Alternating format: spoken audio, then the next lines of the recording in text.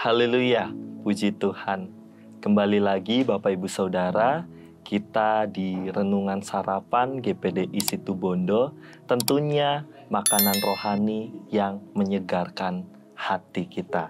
Puji Tuhan, kita sudah berada di bulan Desember, dan bulan Desember ini adalah bulan yang penuh dengan sukacita bagi setiap anak-anak Tuhan. Karena di bulan Desember ini kita akan memperingati tentang kelahirannya Sang Juru Selamat, yaitu Tuhan Yesus Kristus. Puji Tuhan, sebelum kita melakukan aktivitas kita sepanjang hari ini, kita rindu untuk kita diisi, kita rindu untuk dibekali dengan firman Tuhan.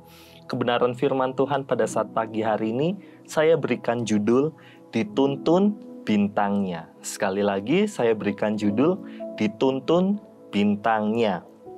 Ayat pokok kita terdapat di dalam Matius 2 ayat 9. Injil Matius 2 ayat 9. Demikianlah firman Tuhan. Setelah mendengar kata-kata raja itu, berangkatlah mereka, dan lihatlah, bintang yang mereka lihat di timur itu mendahului mereka hingga tiba dan berhenti di atas tempat di mana anak itu berada. Nah, di dalam Matius 2, di dalam Injil Matius 2 ini menceritakan tentang orang-orang Majus dari timur yang dituntun oleh bintang.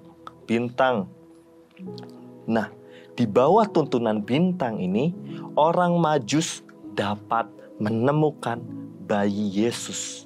Bayi Yesus yang adalah raja segala raja yang datang ke dunia.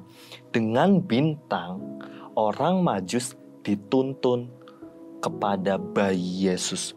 Nah, apa sih itu bintang? Ada banyak arti tentang bintang di dalam firman Tuhan. Ada banyak arti tentang bintang. Entah itu tentang Lucifer, entah itu tentang Yesus sendiri, entah itu tentang orang-orang kudus, orang-orang pilihan Allah, anak-anak Allah.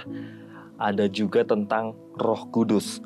Dan di sini saya akan membahas tentang Roh Kudus.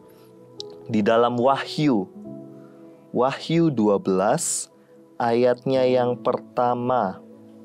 Wahyu 12 ayat yang pertama.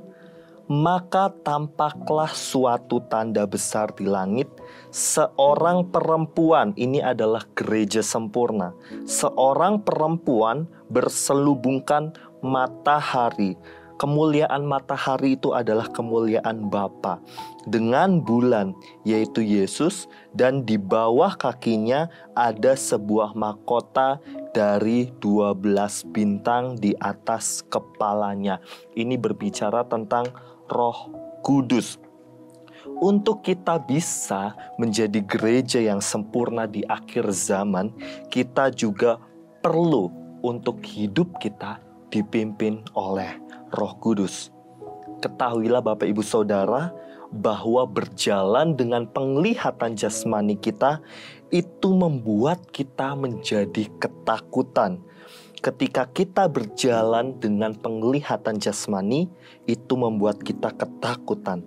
Tetapi kalau kita berjalan dituntun dengan Roh Kudus, dengan bintangnya, maka akan memberikan keberanian. Kalau kita berjalan dengan kekuatan kita sendiri, akan penuh dengan ketakutan. Tetapi kalau kita dituntun oleh Roh Kudus, akan ada keberanian untuk kita terus melangkah. Roh Kudus membuat kita tetap berharap saat jalan yang kita lalui semakin gelap. Roh Kudus yang membuat kita bertahan saat beban berat makin menekan. Roh Kuduslah yang membuat kita kuat, meskipun tanggungan hidup makin berat. Kita tahu bahwa di akhir zaman ini, bukan saja akhir zaman, di penghujung akhir zaman ini, penghujung dari akhir zaman, di ujungnya akhir zaman, di akhirnya akhir zaman, banyak ketakutan-ketakutan, banyak berita-berita tentang penganiayaan-penganiayaan, banyak berita-berita tentang